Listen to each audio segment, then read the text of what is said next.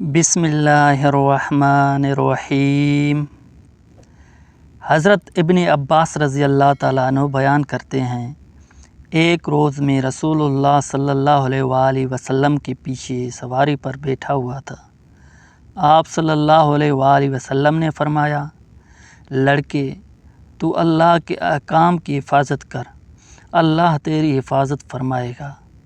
تو اللہ کے حقوق کا خیال رکھ، تو اسے اپنے سامنے پائے گا، اور جب تو سوال کرے تو صرف اللہ سے کر، جب تو مدد طلب کرے تو صرف اللہ سے مدد طلب کر، اور جان لے کہ اگر پوری امت بھی جمع ہو کر تجھے کچھ فائدہ پہنچانا چاہے تو وہ تجھے اس سے زیادہ کچھ فائدہ نہیں پہنچا سکتی جو اللہ نے تیرے لیے لکھ دیا ہے، اور اگر وہ تجھے نقصان پہنچانے کے لیے جمع ہو جائے تو وہ تجھے اس سے زیادہ کچھ نقصان نہیں پہنچا سکتی جو اللہ نے تیرے لیے لکھ دیا ہے۔